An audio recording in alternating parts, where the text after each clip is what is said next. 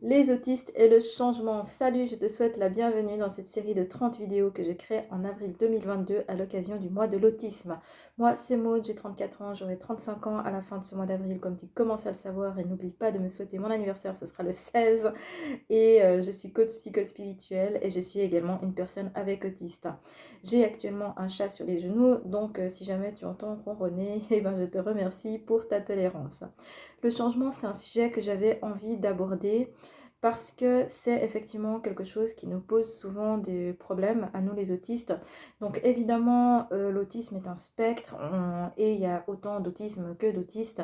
Donc on n'est pas tous logés à la même enseigne par rapport à ce sujet. Donc le changement, il y a certains autistes qui le supportent pas du tout. Et il y a d'autres autistes avec lesquels qui ont un peu plus de capacité par rapport à la souplesse. Donc du coup dans cette vidéo je vais parler essentiellement de la façon dont ça fonctionne pour moi.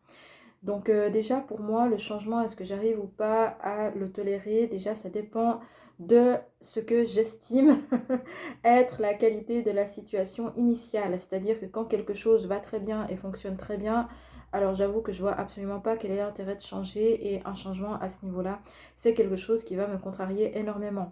Par contre, si la situation initiale, j'estime qu'elle est complètement pourrie et qu'elle pourrait clairement être améliorée, alors là, à ce qui me semble, je vais être la première personne à proposer des changements ou des suggestions d'amélioration. Donc déjà, il y a ça. Ensuite, par rapport au domaine, donc voilà, mon chat est descendu. Par rapport au domaine, je vais être plus ou moins tolérante avec le changement en fonction de est-ce que ça m'intéresse ou est-ce que ça ne m'intéresse pas. Donc dans mon cas, par exemple, je déteste la technologie, je déteste tous les objets électroniques et tout ça. Et c'est un domaine qui évolue très vite, et les changements par rapport aux objets que j'utilise, ça a toujours été quelque chose que j'ai pris avec énormément de retard. Par exemple, j'ai continué à avoir un appareil photo argentique jusqu'au moment où il n'était quasiment plus produit, et ça a été pareil avec les VHS ainsi qu'avec les cassettes audio.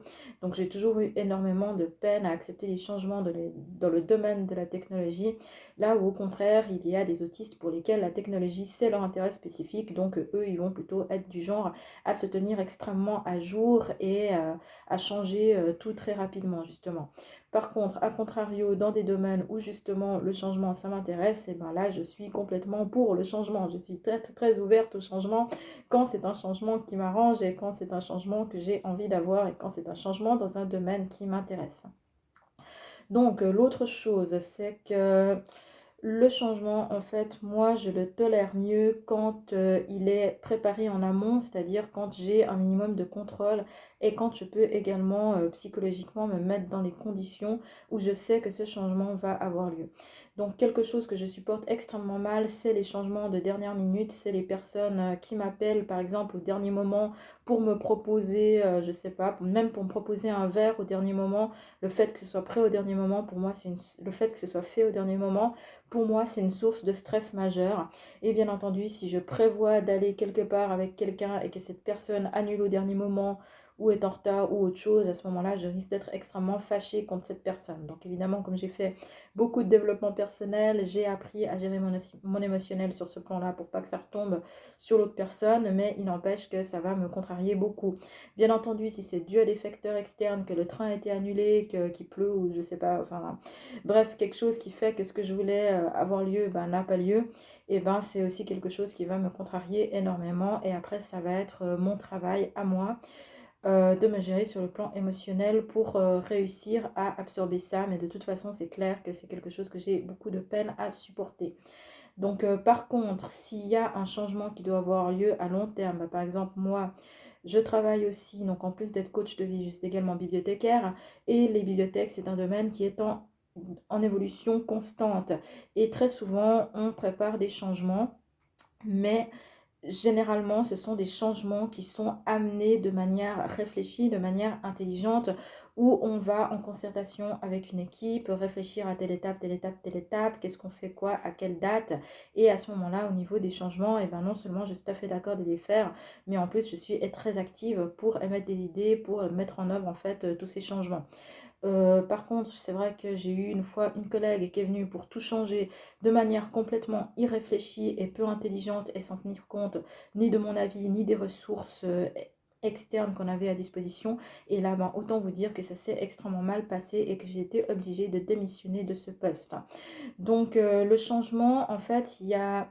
Le rapport des autistes au changement dépend de beaucoup de facteurs. Donc, tout d'abord, le fait qu'en tant qu'autiste, selon l'endroit où on est dans le spectre, selon aussi comment dire, le point auquel les symptômes sont présents chez nous, sachant qu'ils ne sont pas tous présents avec la même intensité chez toutes les personnes, il peut y avoir des variations. De base, on ne part pas tous avec le même rapport au changement. Ensuite, est-ce que ça rentre ou pas dans le domaine de nos intérêts spécifiques? Et en gros, est-ce que ça nous intéresse ou pas? Ensuite, il y a aussi le fait, est-ce que ce changement, il a été préparé en amont ou pas? Est-ce que ce changement est en notre faveur ou pas? Et est-ce que tout simplement, ben, est-ce que ce changement nous convient ou pas? En fait, je crois que c'est vraiment le point central de cette vidéo. C'est que si un changement nous convient, et ben, on l'accepte plus facilement et sinon non.